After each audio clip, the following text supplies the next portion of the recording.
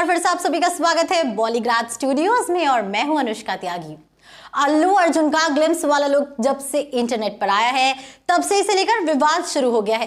विवाद का कारण धार्मिक भावनाओं को ठेस पहुंचाना बताया जा रहा है और जब से मैंने ये सुना है मेरे मन में एक सवाल बार बार आ रहा है कि अगर ऐसे किसी लुक से धार्मिक भावनाओं को ठेस पहुंचती है तो निर्देशक साहब ने ऐसा क्यों किया? क्यों अपनी ऑडियंस का दिल दुखाना चाहते हैं वो? जब मैंने इस सवाल का जवाब ढूंढने की कोशिश की तो मुझे कुछ दिलचस्प जानकारी मिली जिसे जानकर आप भी निर्देशक साहब को सलाम करेंगे और कहेंगे जहां पना तुझसे ग्रेट हो तो वो कबूल करो। दोस्तों, अल्लू अर्जुन का ये लुक ऐसा रखने की वजह जानने के लिए हमें कहानी जाननी पड़ेगी, उसके बाद सब कुछ क्लियर हो जाएगा। तो चलिए पहले कहानी जानते हैं। तिरुपति और उसके आसपास के इलाके पर एक बहुत क्रूर राजा शासन करता था। वो राजा महिलाओं का शोषण करता था, कोई भी उसे रोक नहीं पा रहा था और दिन प्रतिदिन उसका उत्पीड़न बढ़ता ही जा रहा था।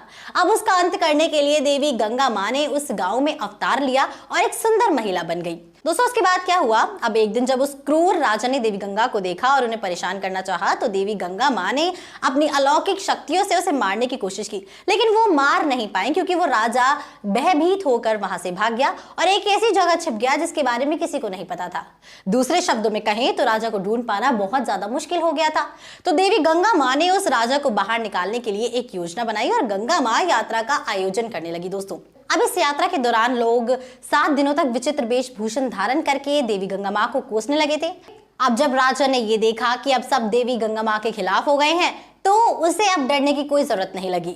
ये सोचकर जब राजा अपने बिल से बाहर निकला तो देवी गंगा माँ ने उसे मार दिया और वहां की सारी महिलाओं को उसके अत्याचारों से बचा लिया। दोस्तों, इसलिए तभी से तिरुपति के लोग गंगा माँ यात्रा को हर साल मई के महीने में मनाते हैं और हर साल उत्सव के दौरान विचित्र वेशभूषण धारण करते हैं। दोस्तों, अब समझ में आया कि पुष्पा ने ऐसा लुक क्यों लिया है, क्योंकि वो गंगा माँ यात्रा के समय का सीन है।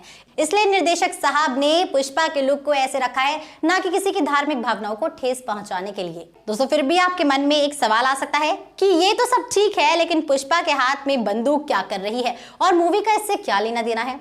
दोस्तों, अब देखिए, तिरुपति में पहले के समय में क्रूर राजा हुआ करता था और महिलाओं पर वो अत्याचार करता था। वैसे ही अभी के समय में तिरुपति में जॉली रेड्डी नाम का राक्षस राज कर रहा है जो किसी भी लड़की की शादी करने से पहले उसका शोषण करता है। तो दोस्तों, अब इस वर्तमान समय के इस राजा को निपटाने के लिए देवी गंगा माँ यात्रा का संदर्भ देना तो बनता ही है, इसलिए पुष्पा का ये लुक है। दोस्तों, अब आपका इसके ऊपर क्या कहना है कमेंट सेक्शन में जरूर बताइएगा। इसी के साथ मैं लेती हूँ आपसे इजाजत। हमारे आज के राइटर हैं दिव्यांशु।